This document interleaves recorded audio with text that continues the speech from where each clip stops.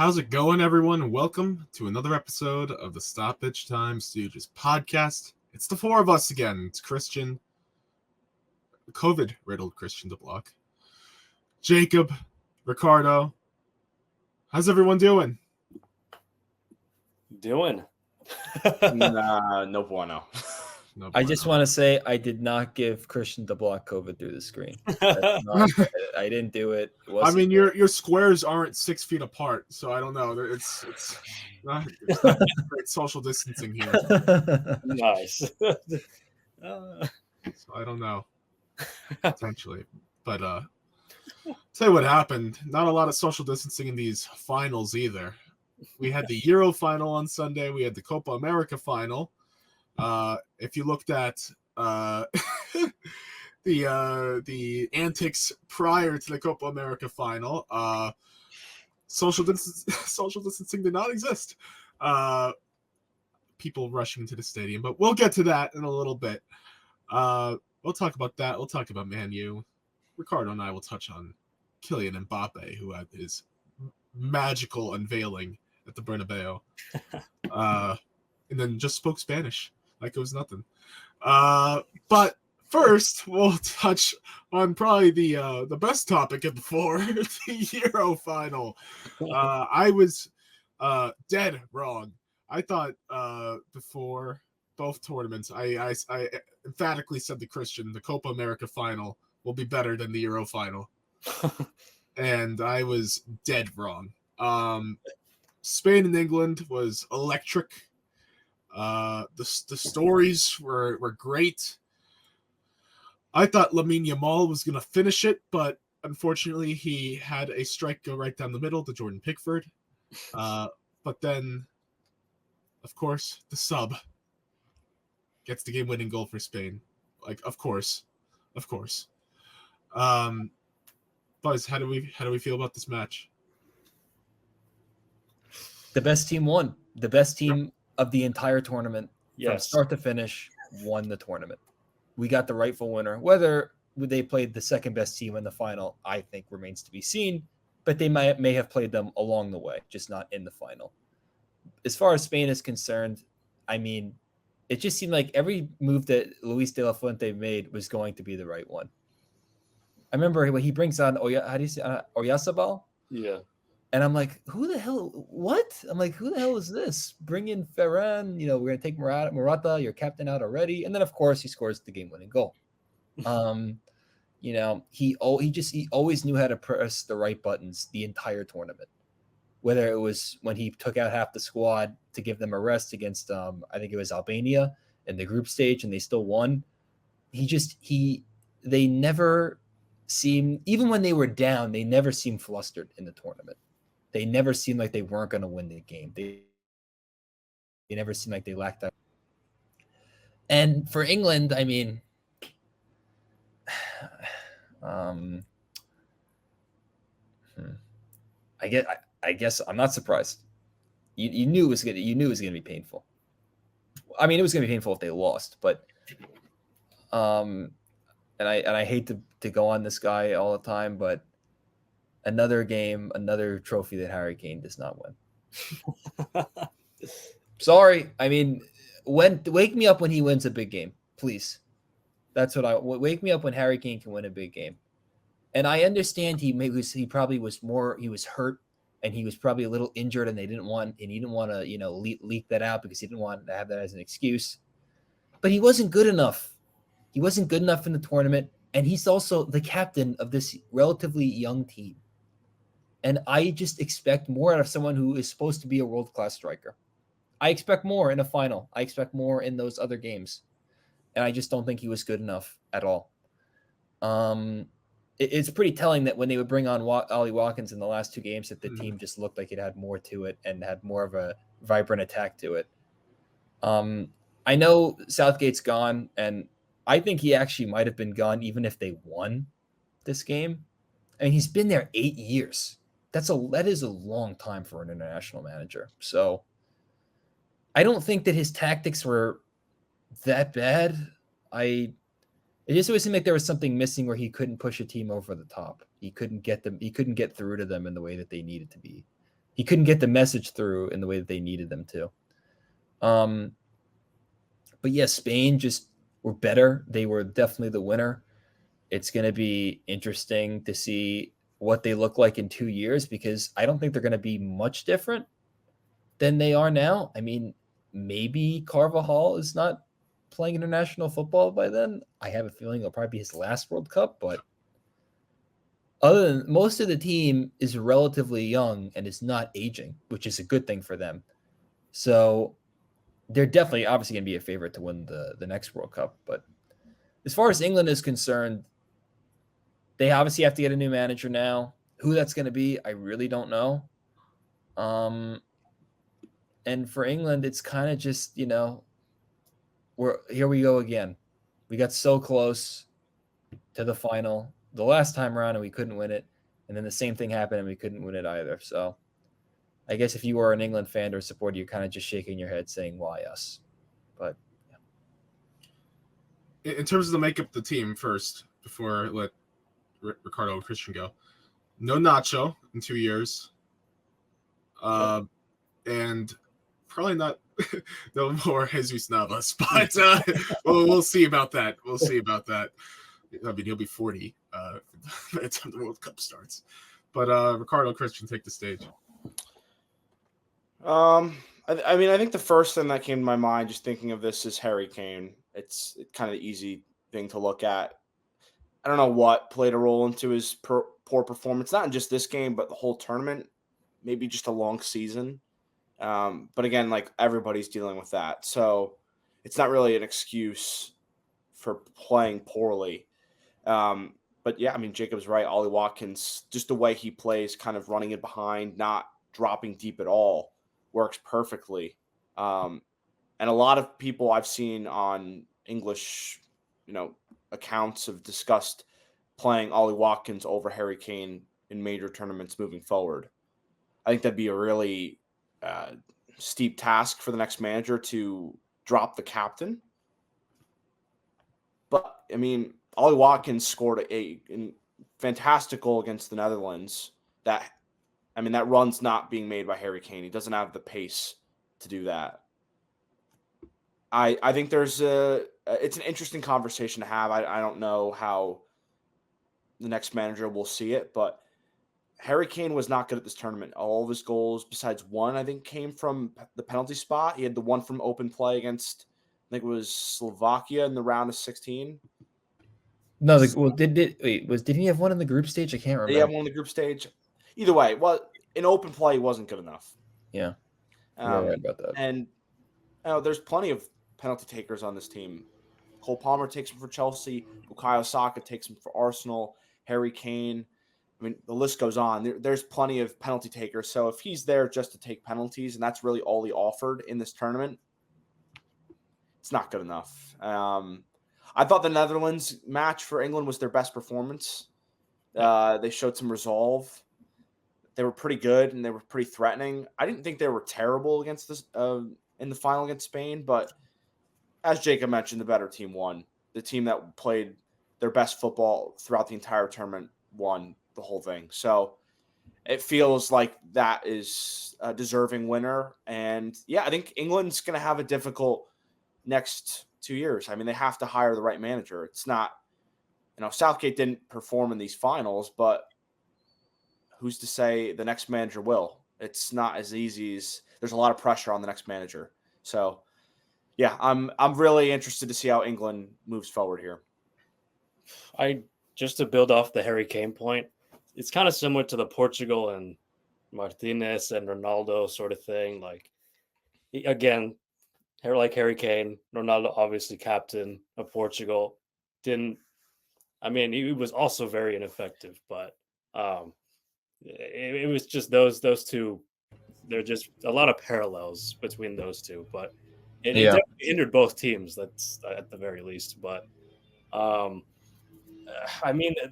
thing is, England was on the front foot. They had the momentum after they scored that equalizer, Cole Palmer, which seeing that celebration was like, finally. I'm not even a Chelsea fan. I was like, this is what this guy does. 2 assists and a goal, off the bench. He actually had life. yeah, this team played better. They had momentum for at least a good 5 minutes. He's a great player. Yeah, obviously, but no, they did have. It felt like they had everything going for them for like at least 5 minutes, and then they kind of sat back again, kind of going back to, all right, let's just not screw anything up.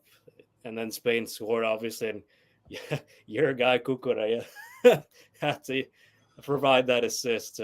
What a pass! I thought it was offside first, like initially, but I mean it was close. But what a ball that was by him! But again, great tournament too. Yeah.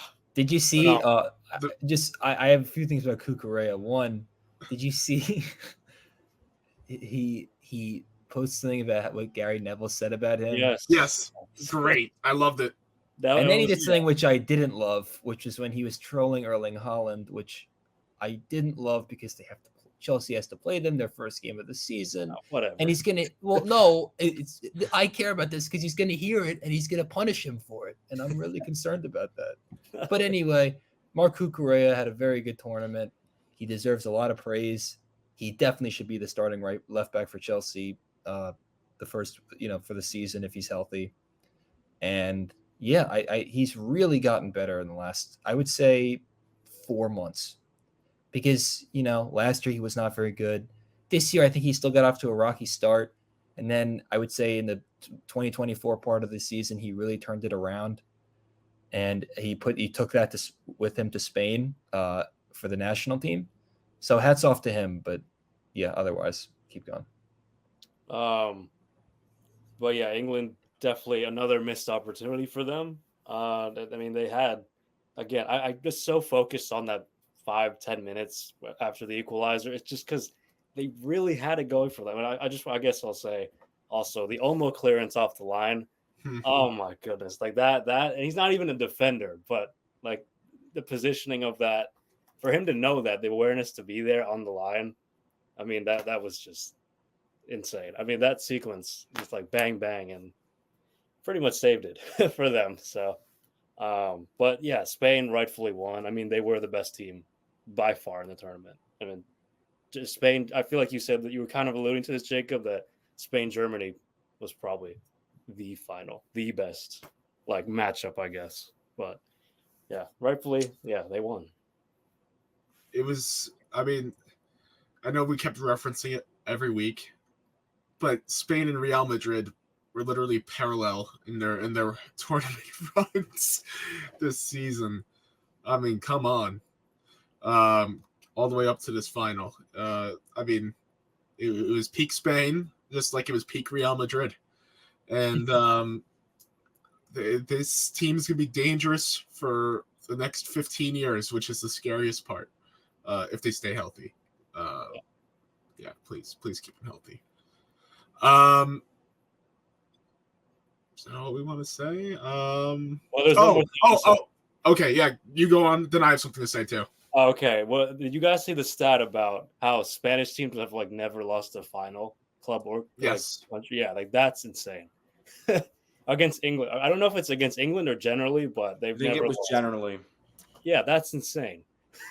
Not a single one has lost. What was it, like 20 something and but that's it's like the Undertaker. Yeah, Undertaker at WrestleMania.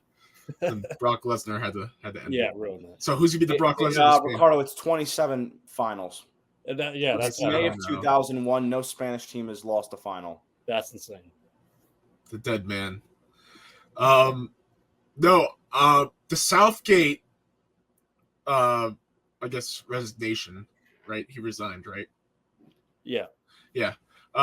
Worst possible time after Berhalter was sacked. It's making me shiver. I'm very worried. We hired like the Southgate acolyte,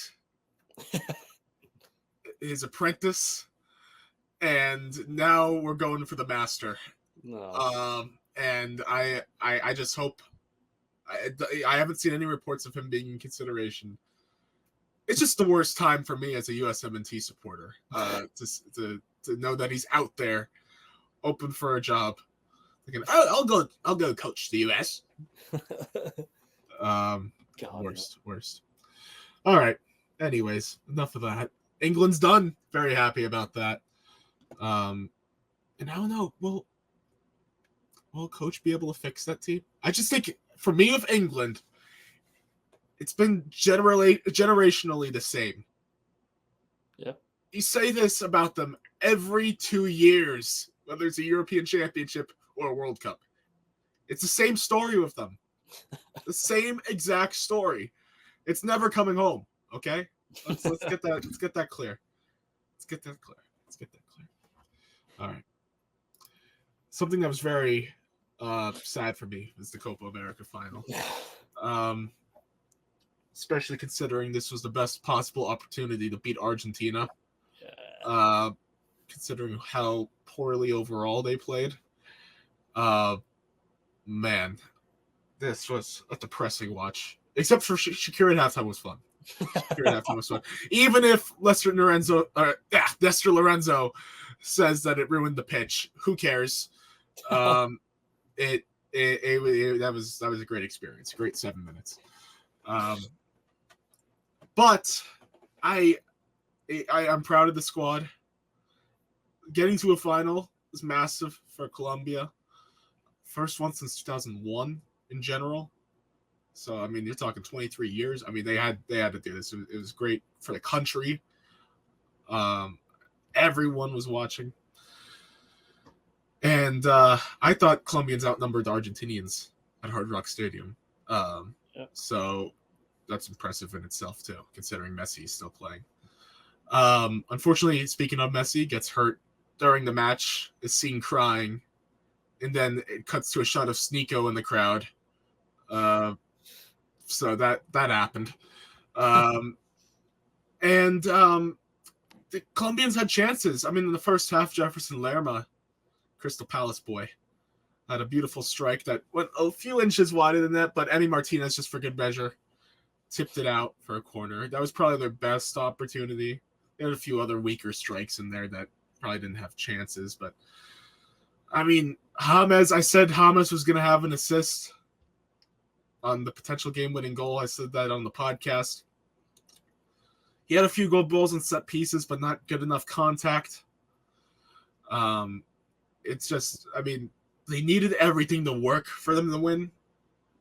And to Argentina's credit, they defended very well overall the whole match. Other than I'd say that first half, but then their attack got going. And then in extra time, of course, they sub out everyone. And then I forgot it was the 93rd minute, 92nd minute. Lautaro Martinez, because why not?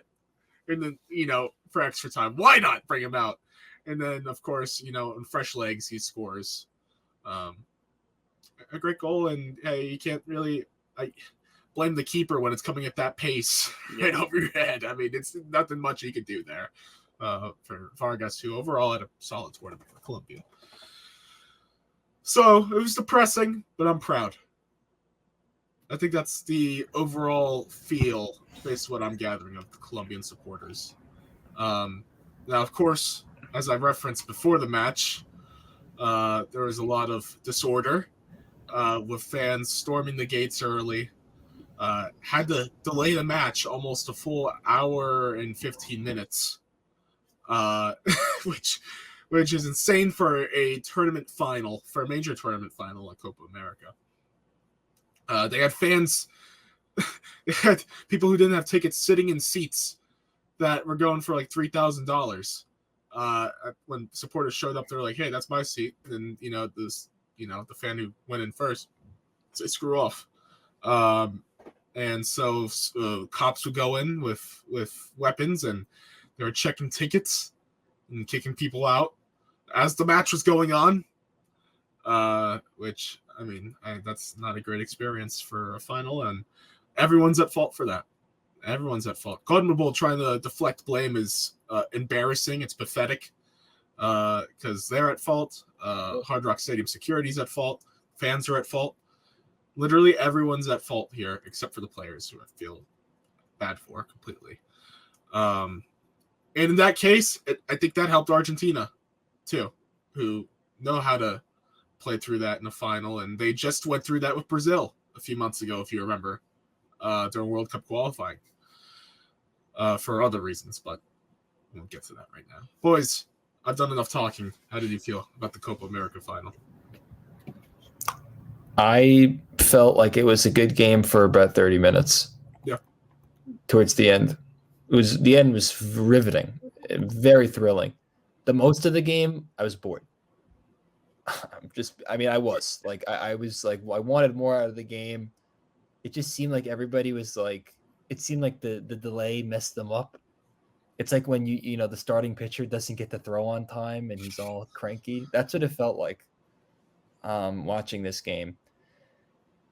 I mean, it just seemed like Colombia, it's almost like they ran out of gas and they couldn't get to the finish line. That's I think the best analogy that I could give you. As soon as when you saw they took Hamas out, I remember thinking, I'm like, the game's over. Like, yeah. I just don't think they're now. It's a tough pill to swallow, because if you're taking him out, then the options are few and far between. And yes, Messi cried, and you know, he looks distraught. He's coming back. He's not going to retire. Okay, like, he's not retiring. I don't think he's going to retire. I've always said he's retiring at 26, or at least from international play. I don't know how long. I do not think he will retire from Argentina going out like that. He doesn't have to. He's not at the level. He hasn't lost the level where he has to retire, and he's still good enough, I think, to play. He's definitely good enough to play for Argentina. Now, I don't agree with all of Scaloni's selections. I think that he left some people out that should have been in, and, you know, took some people on that he probably shouldn't have. But that's his decision, and they've won back to like a few tournaments, or 2 tournaments in a row. So obviously he knows what 3 tournaments in a row. So obviously he knows what he's doing. But yeah, the final definitely lacks something, and both tournaments, to me, I wanted more goals. I don't know. I just did. And I mean, it's pretty telling when you look at the Euros and the leading goal scorers were tied for 3 goals. So I don't know. I mean, I guess it was good defensive battles in all these games. This is a little sidetrack, but my takeaway is, when Antonio Conte needs a new job, I need him to manage a South American team. Oh, God. Now, you're telling me the glove doesn't fit? I think it's a match made in heaven, managing a South American team. No. He would die. There's an infinite selection of Argentinian coaches for the South American teams to hire. That's not happening. Ever. Be a lot of fun, I'll tell you that. But don't worry, he has to go save Napoli, which he will do. For a season, and then he'll be sacked. After selling Osimhen to PSG and getting Lukaku, Lukaku is gonna be back and better than ever. Nope. But anyway, I don't want to get too sidetracked. The Copa America final was what it was. It was, from a security standpoint, it was like Andrew laid it all out. It was just sad to see that happen, and it was frustrating and angry, and it was just disappointment all the way around in that regard. And the final itself, I thought, was a bit flat until the end. The end was thrilling with some of the goalkeeper work, the saves. You were really on the edge of your seat at the end, which made it a much better game to watch. But overall, I would say it was a little flat. I'll say this to counter one of Jacob's points, saying you thought, I mean, I guess the initial gut reaction, thinking it was over when James went out, I kind of had the same reaction. They played with a lot. They played more like Colombia after James went out and Luis Diaz went out, with these randos coming off the bench with the creativity, the flair, the skill. It definitely, I think, added to that entertainment the last 30 minutes. But now the quality, not great, but that's for another day. Ricardo? No, I thought you were going to say something. You can go if you want. I mean, just going back to what Jacob said about like the lack of goals, I do think the format where it was only straight to penalties in Copa America knockout stages probably played a role in that. Because teams didn't have to worry about playing an additional 30 minutes to try to survive. That's at least how I see it. Yeah. Final, again, I think this was a great opportunity for Colombia to get one off Argentina. But there's something about having this understanding of how to play a final, how to, deal with the suffering of a final in the moments where you're, behind the ball. But I mean, Argentina, despite somebody having some older players, I mean, Messi's either going to be done by then, or it's going to be his last World Cup in 26. Angel Di Maria's done. Yeah. This is going to be an interesting team come 26, but they've won 3 major finals in a row. So I think Argentina's in a position where they're going to be, if not the favorite, I mean, they're going to have a huge target on their back coming back to the States in 26. So, yeah, Colombia is but I will say Colombia is a team that's on the rise, and I think, again, are going to be a threat at the World Cup because we've seen it all tournament. We've seen it in recent years. You don't win whatever amount of games or go unbeaten. Was it 20? I don't know the exact number, but 20, 25 games unbeaten. You don't do that by sheer luck. Yeah. This is a team that's building something that's in the right direction. I think you're going to see a lot of success from Colombia moving forward. And, I know we talked about this too, but you look at that and say, hey, they were facing South American teams, maybe some CONCACAF teams. They beat Spain. They beat Germany, both in Europe. They were beating high level international teams. So no, they're going to be a threat for sure. Ricardo. My dark horse team for the World Cup. Anyway, that's in 2 years' time. But Already? I'm just saying that. I Very, don't very early dark. Never too early to have a very early dark horse. Well, can I give you my 2030 dark horse for the World Cup? Is that? Yeah, Turkey. My guy Arda. No, okay, anyway, besides the point.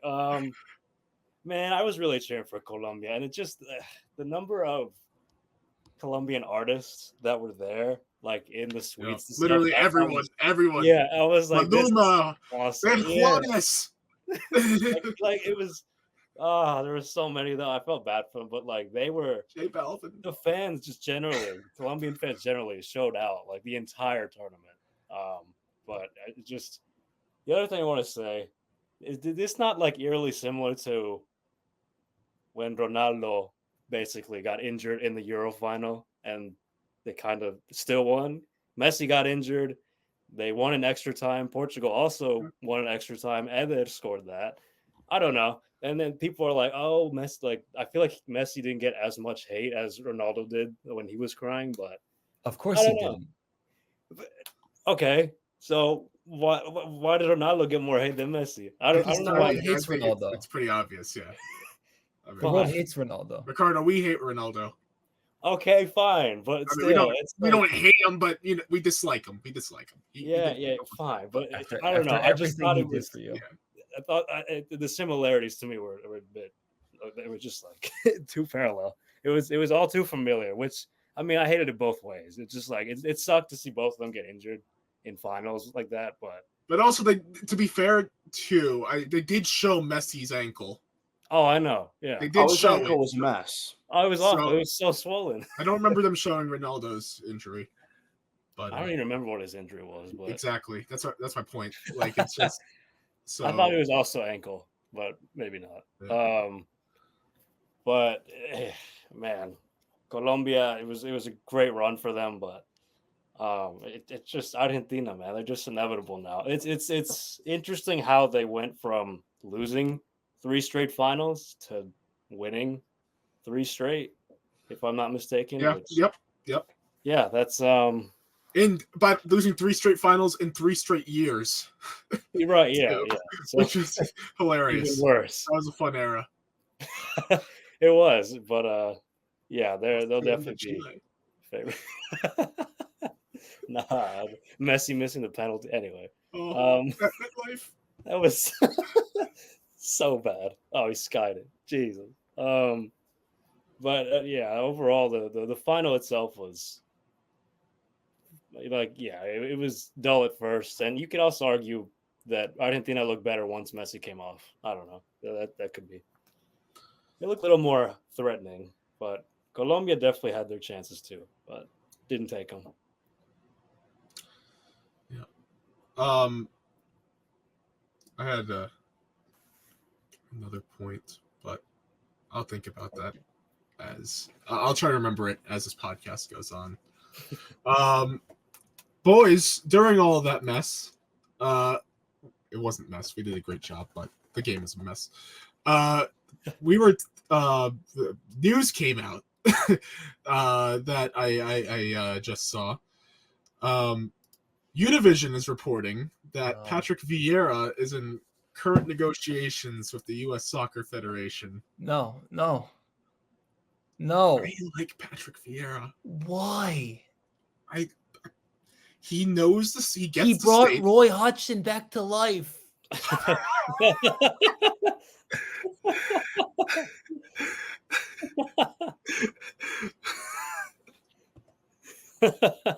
That's the funniest thing. I mean, he did. He brought Roy Hodgson back to life. He gets. That's an all-timer right there. That's an all-time quote. He managed our New York City FC. Great era for New York City FC. They didn't win the cup, but I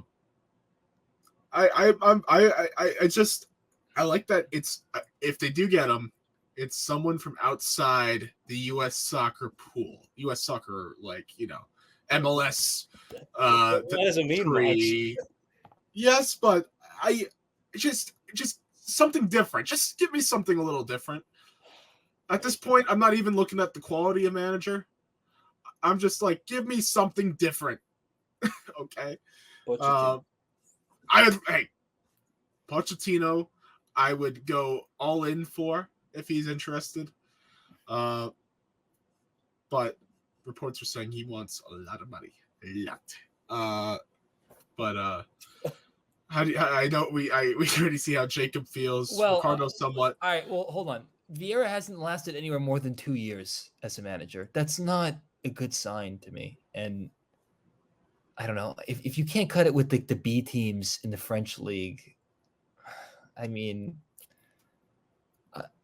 are we sure this is better than Berhalter? No, this is my problem. Are we sure? The reality is we're not.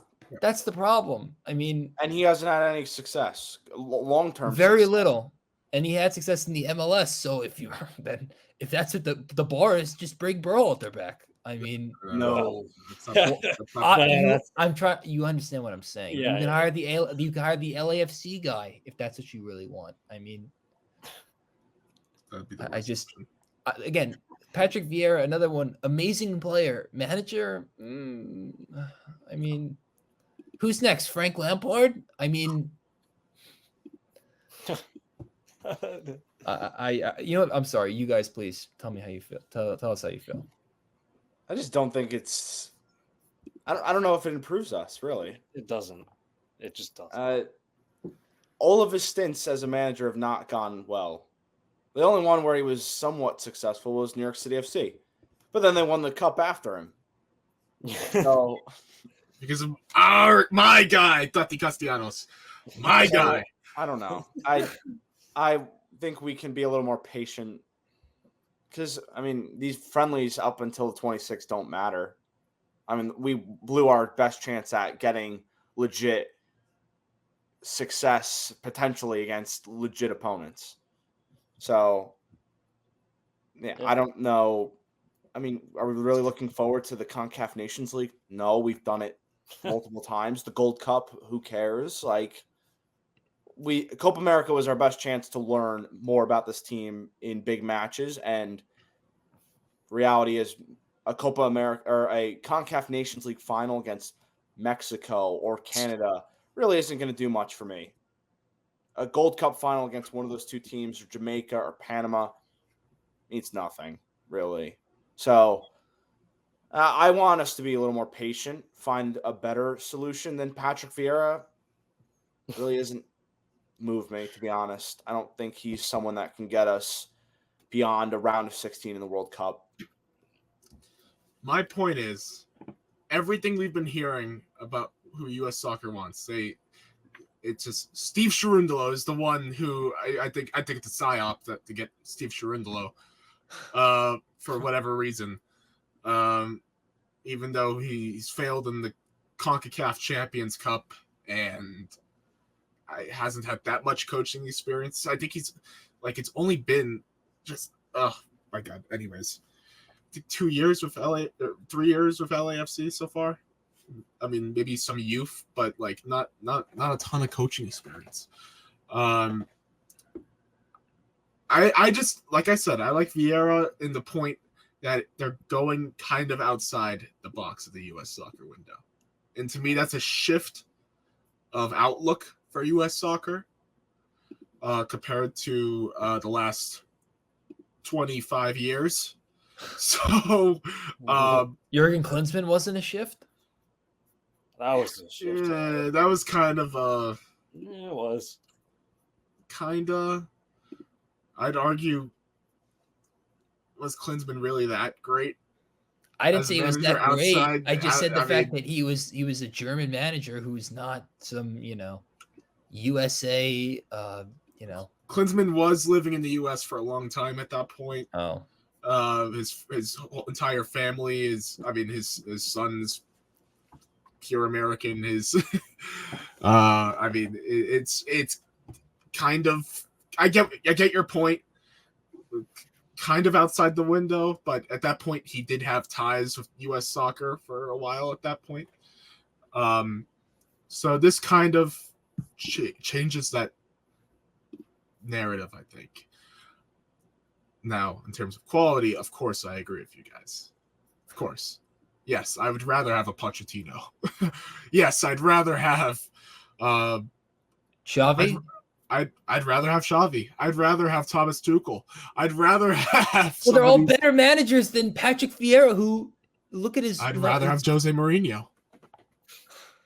Yes, you would. Yes, you would. I mean, or Patrick Vieira, yeah, but I mean that's There a you low go. bar. There That's you a go. low bar. Give me Roy Hodgson.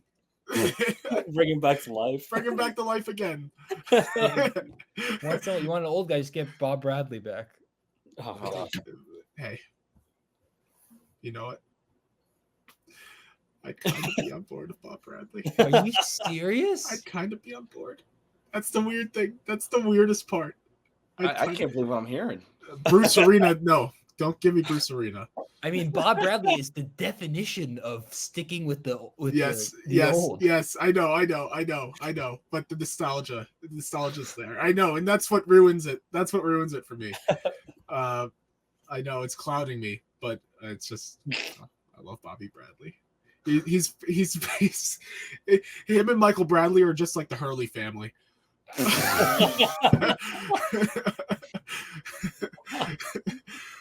Oh man.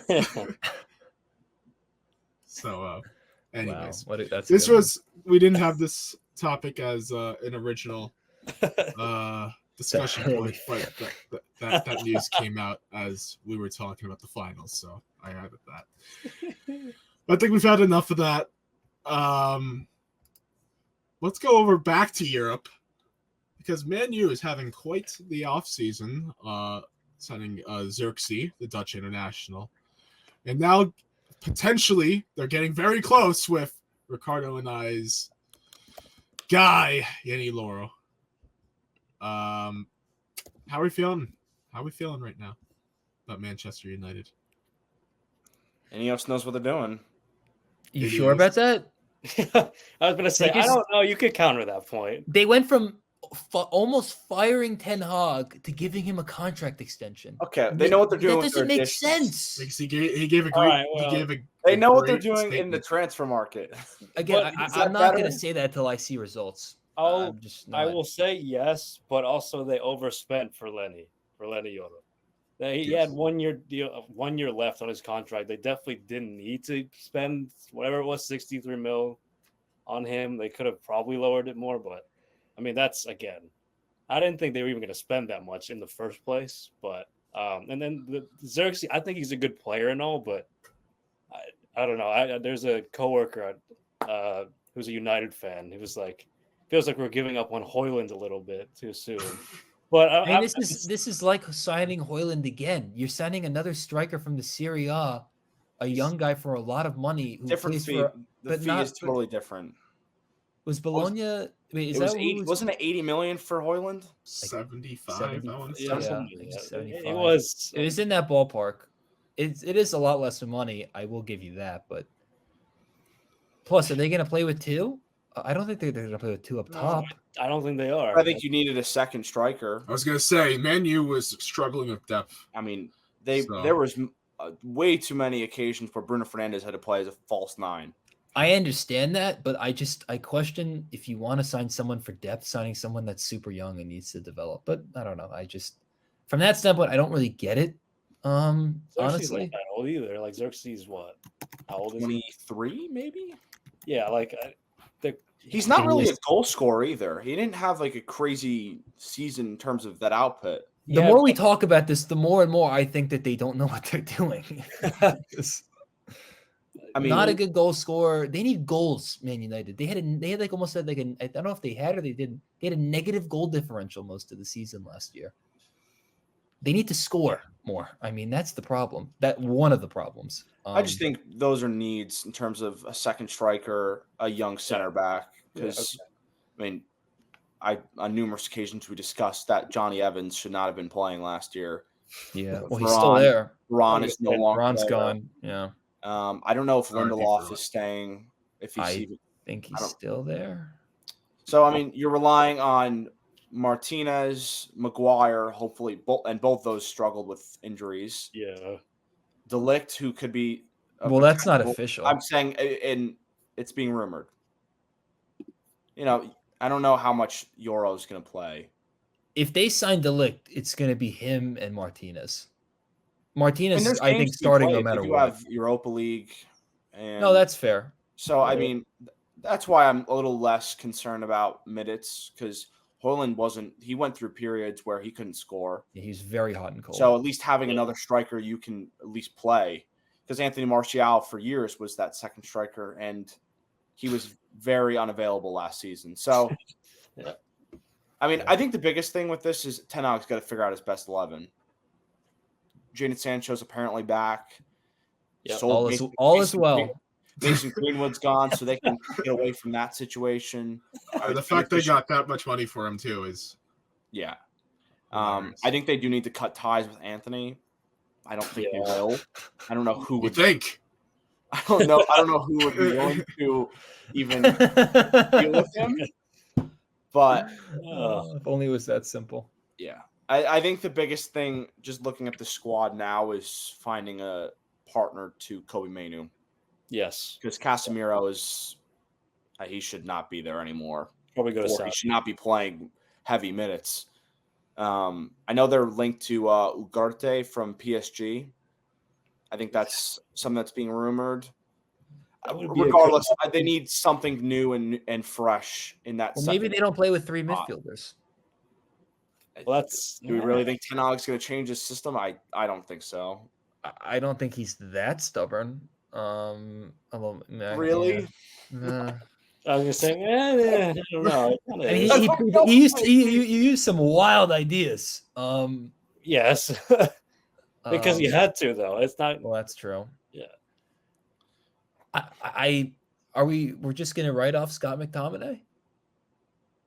Is he going to be the person that gets them to the next level? I mean, he almost led them in goals last year. So. That's a lot. Yeah, that's pretty bad. I mean, what else do you want from a?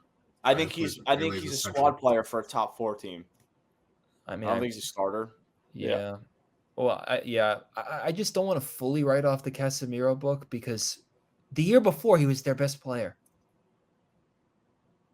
I mean, I agree with that. One more. What did he see one more season? I mean, and again, he was playing a lot of center back, and he's not a center back. Yeah. And I know that's an excuse, but it's the truth. No, So you're right. I think last year it seemed like everything went wrong for him. It just seemed like he just had it was Murphy's Law. He had a lot of bad luck, but I don't want to fully write him off. I just don't. I can't because you guys you and Andrew, Ricardo and Andrew of all people should know how good he is or how good he was. But I guess I was is the thing. I don't think that it's like unless he really doesn't want to be there, but. He's been pretty active in like when they go through the social media and he's like has a big smile on his face. He's seems active and he seems there. So he hasn't put up much of a fuss as of right now. I don't know if that's going to change if he doesn't get to play a lot, but nonetheless, I do agree. They do need to sign another midfielder.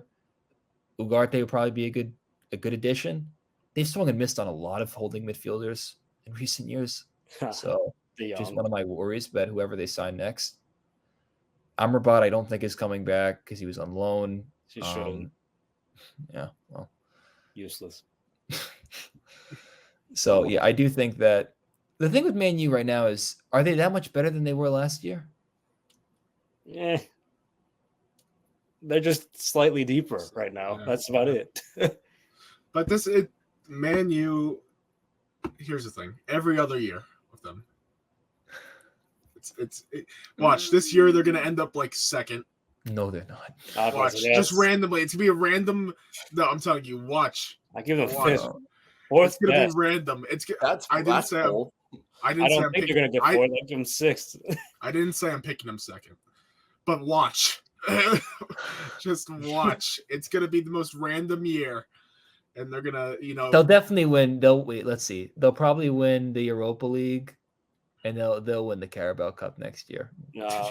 Wow. But it's the Ten Hag special. He wins trophies. And he's not winning two. No, he's not. No. Don't be surprised. I will be. The Carabao Cup. I mean, that's the only one I see him winning, other than FA, and he gets a lucky draw. He'd be like the perfect Tottenham manager because he'd actually win trophies. I mean, just watch Marcus Rashford score 20 goals this year. Just watch. I mean, that's the player. I wouldn't be surprised by, because he's the definition of every other year. Yeah. Even more than the team itself. The big big thing with them is they need Onana to get a lot better. That was a big problem. Onana was bad last year. He was weird because he would make these incredible, spectacular saves, and then he wouldn't stop like the slowest ball to his left. And I'm like, what the hell is this? He makes the hard look easy and the easy look hard, which is not good. Yeah. Kind of like the opposite of, I guess, De Gea in the later years, but I think he'll get better. Because I think he has the talent to get better, but man, I'm still concerned. Also, what the hell are they gonna do with Mason Mount? Oh yeah, that's a good point. Oh yeah, 55 million down the drain. Well, and Jadon Sancho's coming back too, because they can't find a fee for him. So I mean, he's got a lot of things to figure out. Hey, they got players. Again, I said they're deeper. They got options. Sancho looked good with Dortmund at the end of last season. Well, that's because he was on his best behavior. But who knows? Maybe that carries over. Who knows? Maybe it changes with Ten Hag, but stay off the social. Yeah. Yeah. All right. Enough Man U. Ricardo. I forgot we were talking about this. Chills. Oh my God. What an unveiling. Him walking up to the stage with all the trophies. I mean, yeah. That was... Florentino standing there. Just clapping on the Mbappé side. calls him Chico. I'm like, that's when I watched it with my mom, and she's like, "Why did he call him Chico?" He called him Chico. He called him Chico, and he's a grown man. Florentino's a grown man. No, he doesn't look a day over 40. What do you mean? That may be one of the best jokes you've ever told. But it was pure chills. Ricardo, how did you feel? Is it bad that I didn't feel that much? Like, I was just like, listen. I don't mean to like be like, totally ruin this parade, right on the parade here, but I don't know. To me, I felt more like relief, because I was like, this is what I said to you guys. I've been saying this for the longest time. Until I see Mbappé with Florentino Perez, I'm not gonna believe it. And I saw the pictures and videos of them two holding the jersey with the 9 on the kit. Okay, now I believe it. Now it's true. Like, now it's real. So to me, it was more of like a relief. And I mean, yeah, it was cool that, some of the things he did were obviously because of influenced by Ronaldo, his icon. The shirtless picture with the things attached, the medical, whatever it is. Oh, yeah. With the thumbs up, the vintage Real Madrid medical it's picture. just like the. Where, you're like, Yeah, I mean, like, that's the one that got me. I'm like, holy crap, this is real. Like, Yep. it was cool. Although I'm more like, kind of, like, I took it in for what it was. It was cool, and again, it's a huge sigh of relief for me. But it's like, all right, well, is it because it happened so long ago? Like they announced that he signed, that it's the feeling sort of wore off. Is that what it is? I feel like for me a little bit, yeah, because it was a while ago. Because especially after all the Euros and like the finals that happened, I almost felt a little like fatigued. Strongly disagree. Disagree. That's just me, man. The comunicado oficial was amazing. You know how much that I love was those. great. You know how much. You know how much I love those. No, that was. But then I was just waiting through the Euros. I was waiting for this moment. I was just like, okay, enough of France. Get away from Macron. Get away. And then the first thing he says is, "You surprised I could speak Spanish?" I'm like, oh. Everyone cheers. Kylian. Oh, great language skills. It's good. He's been learning. The Spanish. I was very impressed by that. Yeah, it's good Spanish. It's a few mistakes, but overall, I mean, for a non-Spanish speaker, I mean, at age 25, incredible. Yeah, incredible stuff. Yeah. That was cool. And him with the trophies, and he's talking about his dreams. Yeah, and he's like, here, and I have one more dream, and I was like, oh my god, the one of Real Madrid. And now he's embracing the CR7 of not playing the US tour. He's really taking in from the greats here. He's gonna throw the first pitch at Dodger Stadium again. Well, he's not coming to America. He's not? He's gonna I think he's staying in Europe for that whole tour. Is that so he can get his nose fixed? I mean, why is it? I was gonna say he should get that addressed. Yeah, he should. I'd actually rather him not do that tour. At least this year. He has a lot more opportunities. I loved every second of it, and I'm happy that every seat was filled. It was a free event in Madrid. It was free? Yeah, it was a free event. How did the security not go out of hand there? I mean, they actually were able to perform security and check for stuff, and people weren't losing dogs. That was the other thing with the Copa. Did you see the one fan in the Copa America footage who came in with her dog, and the dog just jumps out of her hands into the crowd of people, and then she's like screaming, "Mi perro! and then somehow the dog is returned to her by another fan. Oh, but it's in that video. It's in that. What the hell are we doing bringing dogs to a soccer game? She had it in like her backpack. Oh my god, it was funny. Jeez. Anyways, no, but I love the Mbappé event. He's, as you guys all know, one of my favorite players in the world. Right now my favorite. Now that he's with Real Madrid. So it was amazing. Ricardo has a little he has a little stain on Ricardo because he played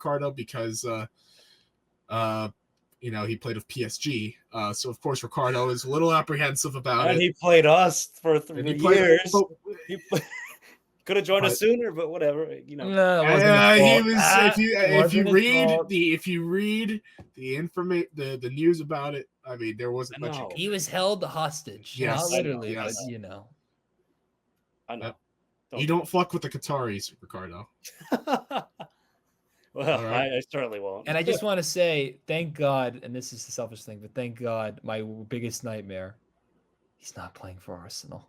It was never going to happen. But if I saw him at the Emirates holding up that disgusting red jersey, I was going to have nightmares.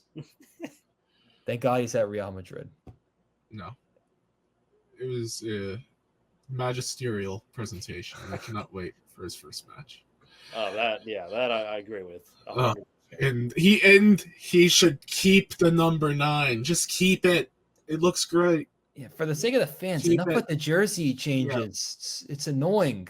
I mean, I get it, but that always bothers me. Oh, and then they announced Luka Modric resigns and is the new captain in his last season.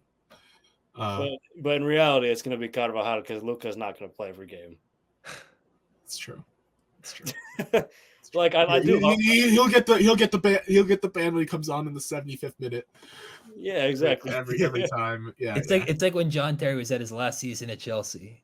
It's like, yeah, he's the captain, but he's not really going to play.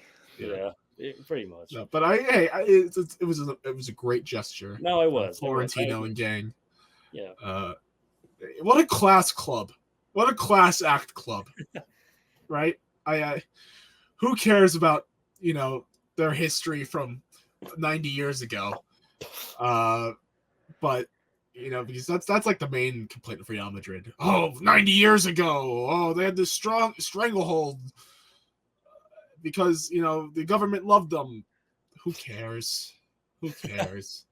Real Madrid is a class act club who treat their players well. Okay. That's what you want. At Barca. At Barca. Look what happens there.